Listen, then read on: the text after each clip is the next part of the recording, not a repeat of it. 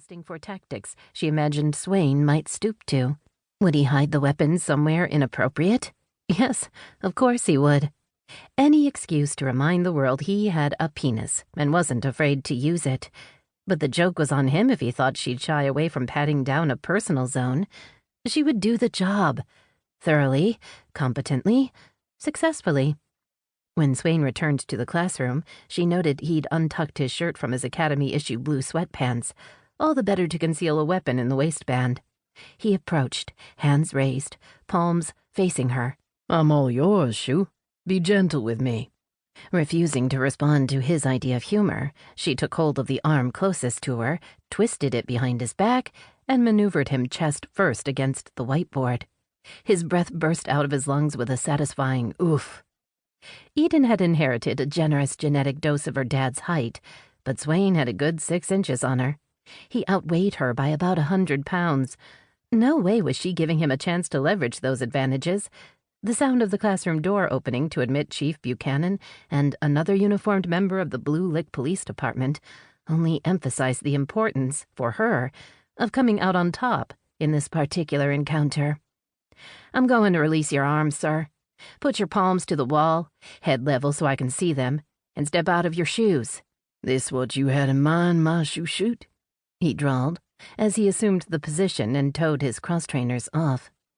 A little over a week ago, she'd finally broken down and Googled the meaning of the word he insisted on referring to her by. Little cabbage. Supposedly an endearment, but she had a sneaking suspicion it was also Swain's version of clever commentary on her ass.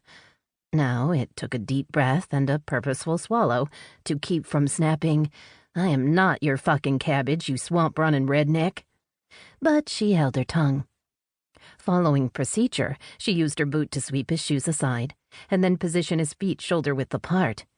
And if she kicked his foot a little harder than necessary to get him to widen his stance, nobody detected it except him. She knew he felt it because she saw the corner of his mouth twitch into the tiniest of smiles. Lucky her. A masochist as well as a smartass. "I'm going to pat you down now, sir. Remain as you are unless I instruct you to move. Understand?" "It's like my dreams coming true, Shu." A muted but collective laugh rose from the observers behind them. She ignored both the innuendo and the classmate reaction, and instead got started on the frisk. Per the textbook, she approached the pat-down methodically, starting at the head, running fingers through Swain's short-cropped, dark blonde hair.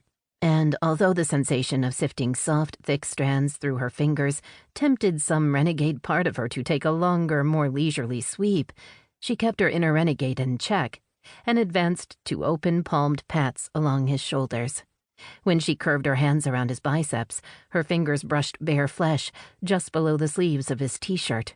Muscles low in her stomach weakened as she took in the contrast of her warm brown skin against the lighter tone of Swain's.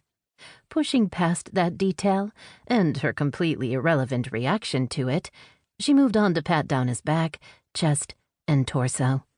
Swain's jaw tightened as she progressed down his abs. Getting close, was she? God, why were some men so predictable? He made a warning noise, part growl, part groan, when she patted the front of his hips. Something long and hard prodded the heel of her hand. She honed in on the area. Her fingers outlined the rod-like shape. "Weapon of some type, hidden in his right pocket," she announced, feeling the dimensions. He inhaled sharply, but she blocked out the distraction. Blackjack or... She traced the length of the object. Possibly a gun, or... She followed the diagonal slant of the weapon, eliciting another low sound from his throat. "Oh, fuck." She yanked her hand back. "Seriously?" Swain let out a choked laugh. "I hate to break it to you, Shu, but that weapon you're handling is one I've been packing since birth." Over classmate laughter and the instructor's call for quiet, she muttered, "You're disgusting." "Hey, I'm just a red-blooded boy doing my best to submit to your search. It's not my fault you found more than you bargained for." The comment provoked another round of laughter from their classmates.